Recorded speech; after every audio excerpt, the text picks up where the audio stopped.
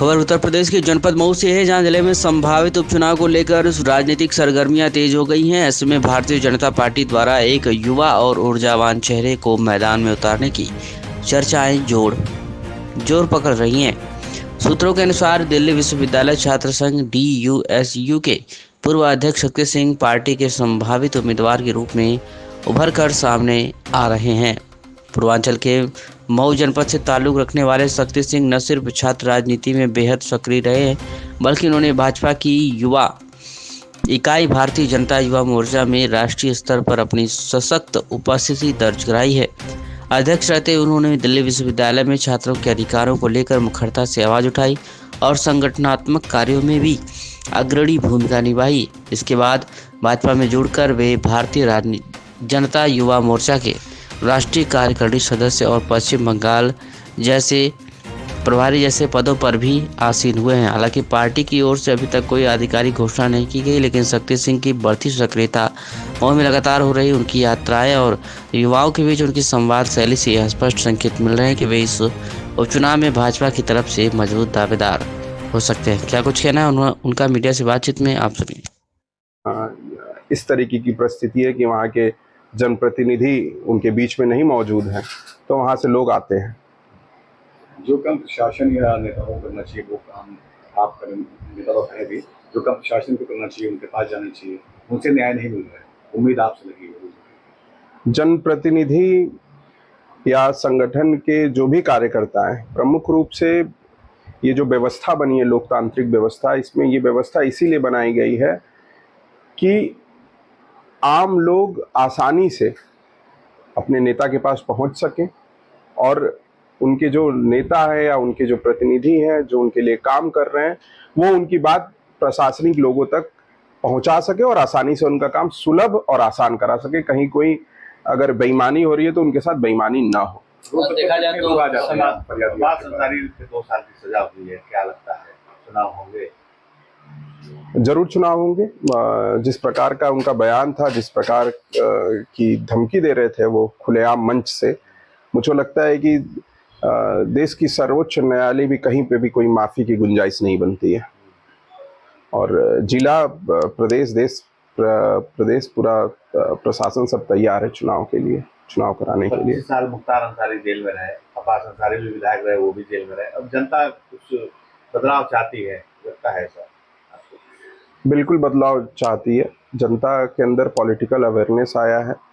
जिस प्रकार से यहाँ की जनता को मानसिक रूप से गुलाम ये लोग बना के रखे हुए थे, अब उस गुलामी की जंजीरों को मऊ की जनता तोड़ चुकी है और बहुत सकारात्मक परिवर्तन आने वाला है मऊ में। और ये मऊ की आम जनता की जीत होगी, मऊ के आम लोगों की जीत होगी कि मऊ में एक ऐसा व्यक्ति चुन के आएगा जो कम से कम जेल से तो बाहर है, जेलर और जेल सुपरिटेंडेंट से पूछ के उसको परमिशन लेके मिलने की नहीं आवश्यकता पड़ रही है। पिछले दिनों हम लोगों ने खबर चलाई थी और जनता का मन टटोला था, उनकी जुबान पे एक ही शब्द युवा।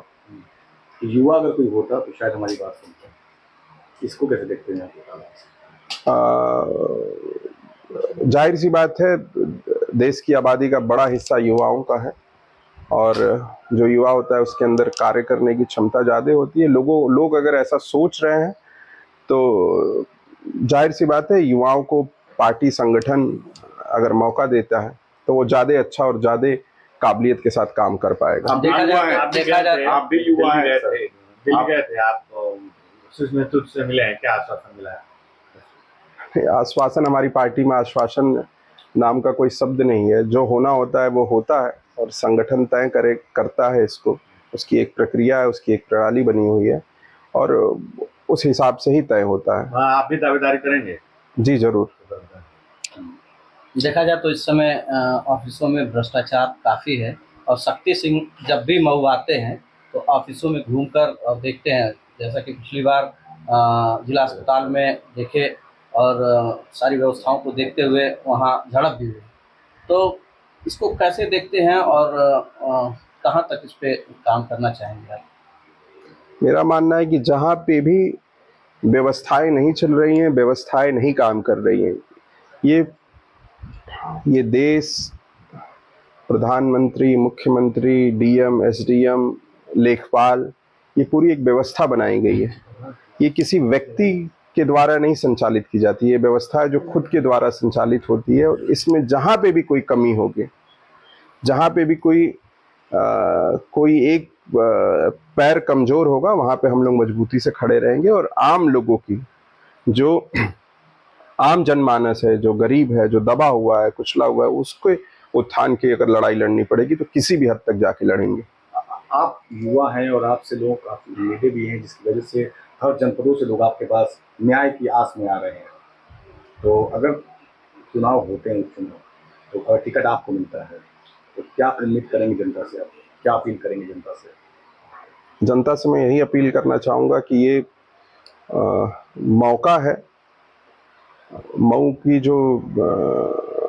जो धारा विकास की रुकी हुई है लंबे समय से, वो धारा फिर से प्रवाहित हो।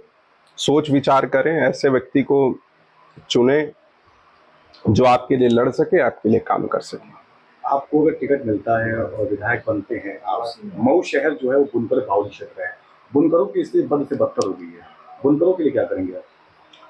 बुनकरों के लिए तो तमाम सारी योजनाएं हैं दिमाग में।